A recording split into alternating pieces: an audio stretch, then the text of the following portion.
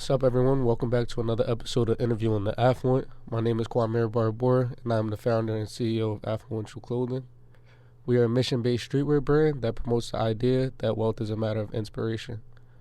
While many, while there are many ways to describe affluence, one may believe that it all ties back to wealth and how we express our wealthiness.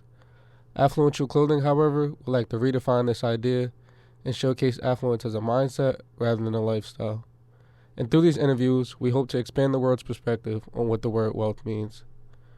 Joining us today for episode 8 of season 2, I'm happy to introduce men's basketball player Chris Maidoh. What's up? Chris, how we doing? I'm good.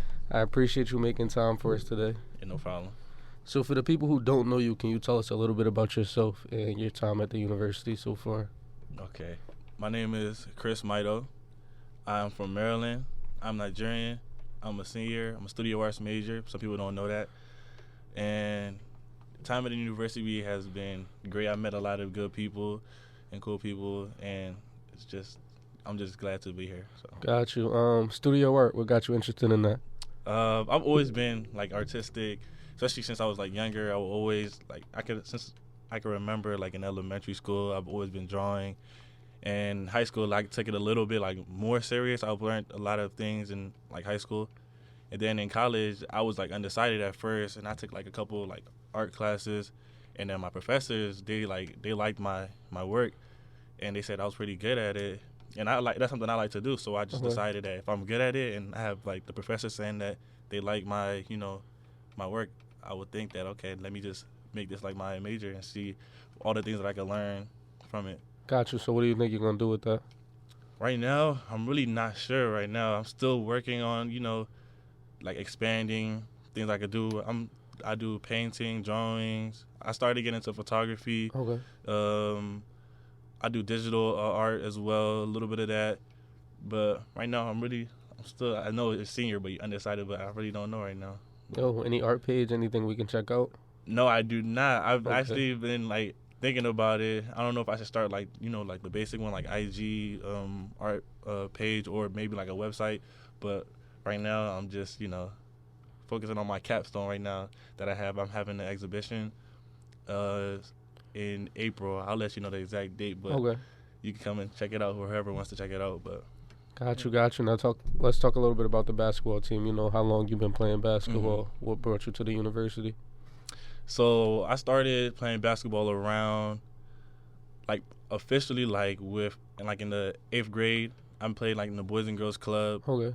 Yeah, that's where pretty much one of my friends got me into the Boys and Girls Club. 'Cause I tried out, like middle school, I didn't make the team, but in high school, I ended up making the team. And I just, been hungry ever since, just been trying to work on my skills because a lot of people, like, in my school, they really don't, like, play after high school. So I just made that my, like, focus and try to, continue. And then I was able to go to a prep school where I was able to, get an offer from Fairfield University. And I decided to come here because it was, like, a good fit for me at the time. So. Got you. Now, if there's one value that you live by, what might that be? One value that I live by, I would probably say respect, probably, because like I feel like I'm a like respectful person, and I feel like no matter the situation, I will always try to like lead with like respect, because growing up, I always like wanted to be like respected. Right. Nobody ever wants to be disrespected. Even when you are disrespected, you got to try to gather yourself and be respectful no matter the situation. But I just try to be like respect and loyalty as well. I'm very like real on like loyalty. So Got you. And how would you say you measure success? I think success is measured by, I guess it's by production, I will assume, because if you are, let's say you have a goal and you want to like achieve that goal, you are able to, as long as you're able to keep moving forward with what you have, no matter whatever's going on, I feel like that is basically success to yourself, because there's really no you really determine what success is depending on what you want. But I feel like as long as you're able to reach your goals, you could say that you've been successful in doing that. So I guess. Right. So applying that to your life, is Is that the same in both basketball and in the classroom? In And terms of success being measured as production? yes, and I'll say in a way, yeah, it kind of does tie together. There's always like life lessons in basketball, just the atmosphere, just like what you've had to go through, the adversity, all that. I feel like it all ties together. So with success, Got you. And you talked about how you got involved in studio art and just continue to explore that. But what would you do with your life today if you knew you couldn't fail? if I knew I couldn't fail, I think I would just keep doing the same thing because I feel like as long as you're consistent with like everything, I think I'll probably take more risk if I couldn't fail because I feel like even with art, you're like kind of like conservative. You don't want to like do too much because you feel like okay maybe it's like too big of a risk.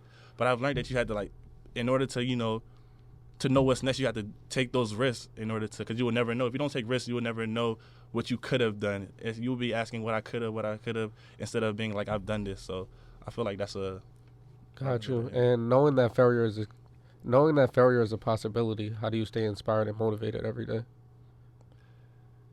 Just as long as you're able to learn from it, I feel like everybody like will fail like eventually. But as long as you don't like fall back, you're able to take that and learn from your failures and keep moving forward. I think that's how I stay, motivated and stuff.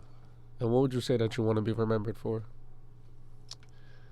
I would like to say I would like to be remembered just being like a light to people, like always being like somebody that somebody who's like had an impact, whether it be like as small as possible, just me being nice, generous, me being just one of a kind. Like I want to be remembered as like when you hear my name, it's like it just brings like a smile to your face. That's kind of like how I want to be remembered as. Got you. And with that being said, how do you think you can increase your value? I think to increase my value, I would say just doing the things that people like don't want to do in order to continue to be, I wouldn't like say like useful, I guess, but I guess useful is kind of like the way, no matter what it is, I feel like value is like it's kind of determined by like production, I guess, like what you do. So I would say like just continue to grow every day will help me increase my value no matter what it is. Got you. I think what you were talking about is also just getting involved in different things, being open to all new experiences and opportunities, even if people aren't, just being that person to, like you said, take those risks. If you knew you couldn't fail, you would take more risks. You'll put yourself out there and see what comes from it. Final question for you. Yep. What does affluence mean to you? Affluence. I know that it ties with wealth. You said it in the beginning of your podcast. By definition, affluence is wealth. And affluential is to be rich and socially influential. And from my perspective, to be affluent is to be inspired, to have an idea. Because once you put your idea out there, you talked about starting a studio art page, possibly. Right now, you only have the opinion of yourself, your friends, and your professors. So if you take that idea and put it out there to others, you'll get more support from everybody else, and you'll learn from those things. So I would say to me, it's more affluence or wealth is more than just physically like rich. I feel like it's also like mentally, because talking about like I think the most powerful thing is like your mind and being able to like express that or being able to use that as your money, because there's money comes and goes, right. But whatever you learn is forever. So I would say that is probably the biggest wealth that you have is your mind. So that's what it is to me, I believe. Got you. That concludes episode 8 of season 2. Chris, we appreciate you. Thank you. A lot of things that people never knew.